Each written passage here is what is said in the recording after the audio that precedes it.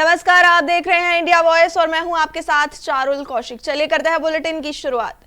PM Modi ने मंगलवार को अपने संसदीय क्षेत्र वाराणसी में आयोजित नारी शक्ति वंदन कार्यक्रम में शिरकत की। इस दौरान पीएम ने कहा कि योजनाओं के केंद्र में बहनों बेटियों को रखा गया है। सुकन्या समृद्धि योजना बड़ी भूमिका रही है। साथ ही पीएम ने महिला आरक्षण बिल के गिरने के मुद्दे पर विपक्ष को घेरा। उन्होंने कहा कि लोकसभा और विधानसभा में महिला आरक्षण लागू करने का प्रयास कांग्रेस और सपा की वजह से सफल नहीं हो पाया।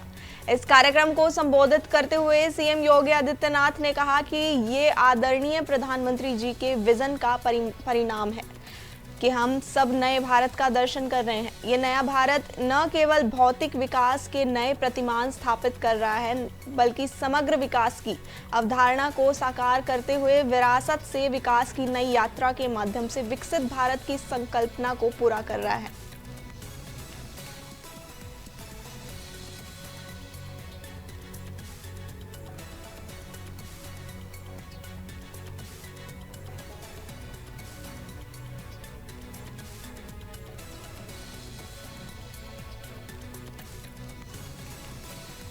भी बहनों बेटियों को सुरक्षा का नया भरोसा दिया है। इसके तहत महिलाओं के विरुद्ध गंभीर अपराधों में तेजी से फैसले आने लगे हैं। इसी प्रकार महिला थानों और परामर्श केंद्रों का नेटवर्क भी निरंतर बढ़ रहा है। आज यहां भी एक महिला पुलिस चौकी और परामर्श केंद्र के भवन पर काम शुरू हुआ है। ऐसे कदम बेटियों को सुरक्षा की गारंटी देते हैं। साथियों, जब महिलाओं की आर्थिक शक्ति बढ़ती है तो घर में उनकी आवाज भी उतनी ही बुलंद हो जाती है। इसलिए सुविधा और सुरक्षा का विश्वास देने के साथ साथ हमने बहनों की आर्थिक भागीदारी बढ़ाने पर बल दिया है। बीते 11 वर्षों में देश की करीब 10 करोड़ बहनें सेल्फ हेल्प ग्रुप में जोड़ी गई है। काशी की भी 1.25 लाख बहनें ऐसे समूहों से जुड़ी हैं। इन समूहों को लाखों रुपए की मदद मिल रही है, जिससे बहनें अपना काम कर रही हैं। ऐसे ही प्रयासों से अब तक 3 करोड़ बहनें लखपति दीदी बन चुकी है। 3 करोड़ लखपति दीदी, और इसमें बनारस की भी हजारों बहनें शामिल हैं। ये परिवारवादी दल देश की उन बेटियों को विधानसभा और संसद नहीं आने देना चाहते, जो कॉलेज कैंपस से लेकर पंचायतों, स्थानीय निकायों तक हर जगह अपने दम पर नेतृत्व दे रही है। ये जानते हैं कि अगर धरातल पर काम करने वाली बेटियां ऊपर आ गई तो इनका नियंत्रण खत्म हो जाएगा, इनकी सत्ता पर सवाल खड़े हो जाएंगे। इसलिए ही जो परिवारवादी दल है, ये संसद में हुए विरोध में सबसे आगे रहे हैं। साथियों, मुझे संतोष है कि देश की बहनें बेटियां इनकी इस कुटिल मंशा को पहचान गई है। आप देख रहे हैं, असम, केरलम, पुडुचेरी, बंगाल और तमिलनाडु में बहनों ने रिकॉर्ड मतदान किया है। महिला आरक्षण विरोधी दलों को अंदाजा नहीं है कि बहनों का ये वोट महिला विरोधी इन दलों को सजा देने के लिए हुआ है।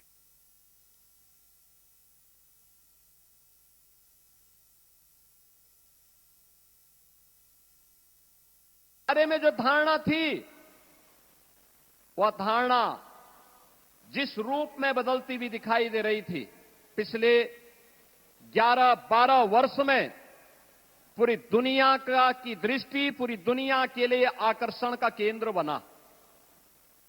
काशी जिस शिव की, बाबा विश्वनाथ की शाश्वत चेतना का केंद्र बिंदु था, वह फिर से काशी विश्वनाथ धाम के रूप में हम सबको देखने को मिला है। और आज हम सब इस बारे में देखते हैं कि विरासत और विकास का वह अद्भुत समन्वय न केवल काशी में, उत्तर प्रदेश में और पूरे देश के अंदर हम सबको उसी जीवंतता के साथ दिखाई दे रहा है जो आदरणीय प्रधानमंत्री जी ने काशी से प्रारंभ किया। आज पूरे देश के अंदर वह हम सबको दिखाई दे रहा है। जिस काशी ने भारत की सनातन परंपरा को जीवंतता प्रदान की, भारत की आत्मा को अपने भीतर सजोए, वे वही काशी आज एक नए कलेवर के रूप में दुनिया के सामने हम सबको दिखाई दे रही है। आज जब यहां पर आदरणीय प्रधानमंत्री जी का आगमन हम सबके बीच में इस नारी शक्ति वंदन अधिनियम, जिसे संसद में जो आदरणीय प्रधानमंत्री जी ने पिछले 11-12 वर्ष में नारी सुरक्षा, नारी सम्मान और नारी सुरक्षा के लिए जिस अभियान को अपने हाथों में लिया था, लाभार्थी परख योजना के साथ साथ अब वह देश के कानून निर्माता के रूप में देश के लिए कुछ और बड़ी महत्वपूर्ण पहल को आगे बढ़ा सकें। एक समय सीमा के अंदर 2029 में उन्हें यह अधिकार प्राप्त हो और देश की विधायिका में, देश की संसद में, देश की विधानसभाओं में उन्हें 33% आरक्षण की व्यवस्था सुनिश्चित हो और उनका प्रतिनिधित्व हो। उसको रोकने की जो कुछ सी साजिश विपक्ष ने, कांग्रेस ने, समाजवादी पार्टी ने, इंडी गठबंधन ने किया है, उसके खिलाफ देश के अंदर आक्रोश की प्रतिध्वनि के रूप में आज हमें आधी आबादी के मन में वह आक्रोश झलकता हुआ दिखाई दे रहा है। और उस आक्रोश की अभिव्यक्ति एक और विपक्ष के नकारात्मक रवैये के खिलाफ वह अभिव्यक्ति हम सबको सुनाई देती है, तो दूसरी ओर आदरणीय प्रधानमंत्री जी के प्रति कृतज्ञता और आभार व्यक्त करके उनके स्वागत के लिए उमड़ी हुई ये बहनें इस बात की गवाह भी देती हैं कि नहीं, प्रधानमंत्री जी के प्रत्येक विजन के साथ आधी आबादी पूरी मजबूती के साथ आदरणीय प्रधानमंत्री जी के साथ खड़ी है। बहनों और भाइयों, हम सब इस बात को जानते हैं, काशी ने पिछले 11-12 वर्ष में एक लंबी दूरी तय की है। खबरों का सिलसिला यूं ही जारी रहेगा। मिलते हैं एक छोटे से ब्रेक के बाद। ब्रेक के बाद एक बार फिर से आप सभी का स्वागत है। चलिए बढ़ते हैं अगली खबर की ओर। प्रधानमंत्री नरेंद्र मोदी ने मंगलवार को सिक्किम राज्य के 50वें स्थापना दिवस के अवसर पर गंगटोक के पालजोर स्टेडियम में आयोजित भव्य समापन समारोह में शिरकत की। इस मौके पर पीएम मोदी ने पूरे राज्य में 4000 करोड़ रुपए से ज्यादा की 30 से अधिक विकास परियोजनाओं का उद्घाटन और शिलान्यास किया। इससे पहले प्रधानमंत्री मोदी ने गंगटोक स्थित विश्व स्तरीय ऑर्किडेरियम का दौरा किया, जहां उन्होंने राज्य की अनूठी पारिस्थितिक और फूलों की विरासत को करीब से देखा।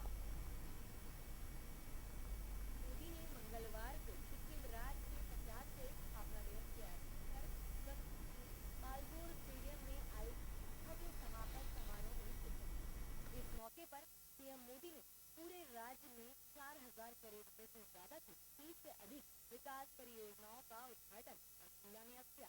इससे पहले प्रधानमंत्री नरेंद्र मोदी ने गंगटोक स्थित विश्व स्तरीय ऑर्किडेरियम का दौरा किया, जहां उन्होंने राज्य की अनूठी पारिस्थितिक और फूलों की विरासत को करीब से देखा।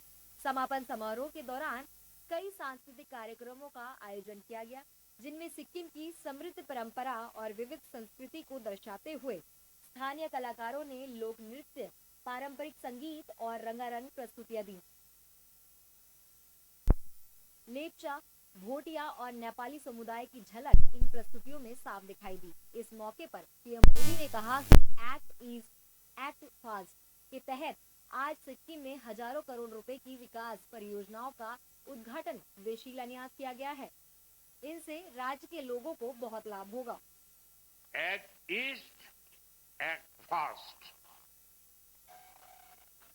आज भी यहां हजारों करोड़ रुपए की 30 से ज्यादा परियोजनाओं का लोकार्पण और शिलान्यास हुआ है। इनमें road, power, tourism, health, education, हर तरह के प्रोजेक्ट शामिल है।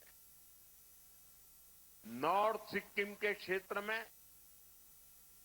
2023 के बाद जो चुनौतियां आई, उन्हें भी ध्यान में रखा गया है। जहां जहां कनेक्टिविटी प्रभावित हुई, वहां उसे फिर से मजबूत करने पर फोकस किया गया है। मैं इनके लिए सिक्किम के आप सभी लोगों को बहुत बहुत बधाई देता हूं। समारोह के दौरान प्रस्तुत किए गए सांस्कृतिक कार्यक्रमों ने पूरे माहौल को रंगीन और यादगार बना दिया। कार्यक्रमों को देखकर पीएम मोदी ने कहा कि कलाकारों का प्रदर्शन मंत्रमुग्ध कर देने वाला था। ऐसा लगा मानो प्रकृति और संस्कृति एक साथ मिलकर जीवंत हो उठी हो। यहां जो सांस्कृतिक कार्यक्रम हुए, कलाकारों की मुग्ध कर देने वाली प्रस्तुतियां हुई। सिक्किम के आप लोगों का जो उत्साह दिखा, सामने पहाड़ों और आसमान में प्रकृति की सुंदर छटा दिखी। ऐसा लग रहा था जैसे प्रकृति और संस्कृति साथ मिलकर जीवंत हो उठी है। वाकई ये स्मृतियां हमेशा मेरे दिल में बनी रहे। और मैं जो भी कोरियोग्राफी करने वाले लोग होंगे, जो भी गाने वाले लोग होंगे, सबको बधाई देता हूं। अपने संबोधन के दौरान पीएम मोदी ने कांग्रेस पर भी तंज कसा। पीएम मोदी ने कहा कि एक समय था जब सिक्किम और पूरे पूर्वोत्तर क्षेत्र को कांग्रेस सरकारों द्वारा बड़े पैमाने पर नजरअंदाज किया जाता था, लेकिन अब पूर्वोत्तर के विकास को प्राथमिकता दी जा रही है। साथियों, आज जिन प्रोजेक्ट का लोकार्पण और शिलान्यास हुआ है, उनमें हेल्थ सेक्टर से जुड़े कई बड़े काम भी शामिल। एक समय था जब सिक्किम और नॉर्थ ईस्ट को। अगली खबर, गुजरात निकाय चुनाव 2026 में भारतीय जनता पार्टी ने एक बार फिर अपना दबदबा साबित कर दिया है। राज्य की सभी 15 नगर निगम सीटों के नतीजे अब सामने आ चुके हैं और बीजेपी ने सभी नगर निगमों में जीत दर्ज करते हुए क्लीन स्वीप कर लिया है। अहमदाबाद नगर निगम में पार्टी ने 192 में से 198 सीटों पर कब्जा जमाकर शहरी राजनीति में अपनी मजबूत पकड़ दिखाई। इस जीत के साथ बीजेपी ने साफ संकेत दे दिया है कि गुजरात में उसकी संगठनात्मक ताकत अब भी बेहद मजबूत बनी हुई है। राजकोट में भी भाजपा का प्रदर्शन बेहद शानदार रहा। यहां की नगर निगम की 72 सीटों में से बीजेपी ने 65 सीटें जीत ली, जबकि कांग्रेस ने को सिर्फ 7 सीटों से संतोष करना पड़ा। आम आदमी पार्टी यहां खाता तक नहीं खोल सकी। वहीं राजकोट जिला पंचायत की 36 सीटों में बीजेपी ने 34 सीटें जीतकर विपक्ष को लगभग पूरी तरह से किनारे कर दिया। तालुक पंचायतों में भी बीजेपी का दबदबा साफ देखने को मिला। धोराजी, जेतपुर, गोंडल, कोटड़ा, सांगाड़ी, लोडिका, पटधरी, जसदड़, विंछिया और जामकंडोरना समेत ज्यादातर पंचायतों में भाजपा ने बड़ी जीत दर्ज की। उपलेटा में मुकाबला बेहद कांटे का रहा और नतीजा टाई पर खत्म हुआ। कुल मिलाकर भाजपा ने 11 में से 10 तालुका पंचायतों में जीत हासिल की। सबसे बड़ी जीत गोंडल सिविक बॉडी में देखने को मिली, जहां बीजेपी ने सभी 44 सीटों पर कब्जा कर लिया। कांग्रेस और आम आदमी पार्टी यहां एक भी सीट नहीं जीत सकी। पूरे राजकोट जिले में बीजेपी ने 202 में से 155 सीटें जीतकर अपनी मजबूत पकड़ और संगठनात्मक क्षमता का प्रदर्शन किया।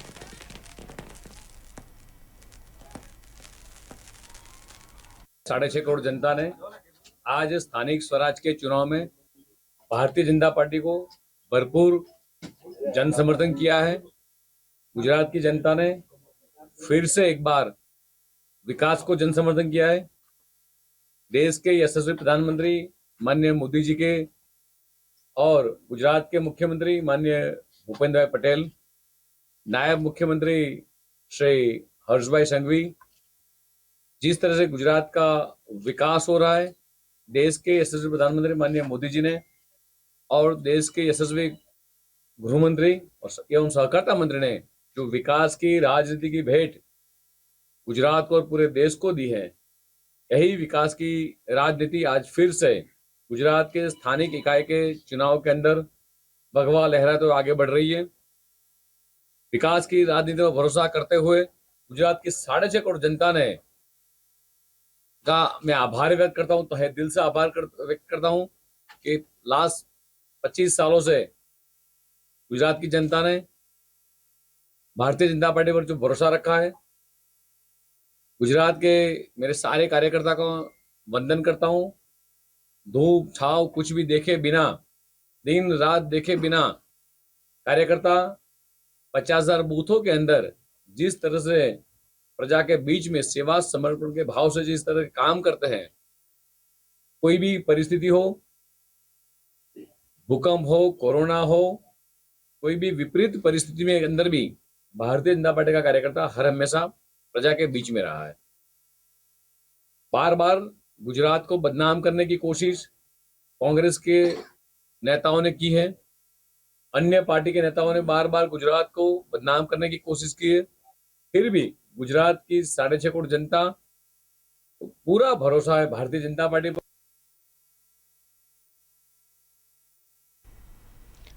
पश्चिम बंगाल में चुनाव प्रचार तो थम गया, लेकिन पीछे रह गए नेताओं के दावे और बड़े बयान। ऐसा ही एक बयान पश्चिम बंगाल की सीएम ममता बनर्जी ने दिया है। दरअसल रविवार को कोलकाता में एक रैली के दौरान ममता दीदी ने बड़ा दावा कर दिया। पश्चिम बंगाल की मुख्यमंत्री ममता बनर्जी ने स्पष्ट रूप से घोषणा की है कि जब तक वो जीवित हैं, राज्य में राष्ट्रीय नागरिक रजिस्टर यानी एनआरसी लागू नहीं होने दिया जाएगा। ममता बनर्जी के इस बयान पर एनडीए नेता भड़क गए। एनडीए नेताओं की माने तो ममता बनर्जी का ये सपना कभी भी पूरा नहीं होगा। इस बार दीदी चुनाव हार रही है। एनआरसी पर ममता बनर्जी का दावा, जब तक जिंदा हूं एनआरसी नहीं होने दूंगी। ममता बीजेपी बोली, सत्ता में आओगी तब ना। बंगाल में चुनाव प्रचार तो थम गया, लेकिन पीछे रह गए हैं नेताओं के दावे और बड़े बयान। ऐसा ही एक बयान पश्चिम बंगाल की मुख्यमंत्री ममता बनर्जी ने दिया। दरअसल रविवार को कोलकाता में एक रैली के दौरान ममता दीदी ने बड़ा दावा।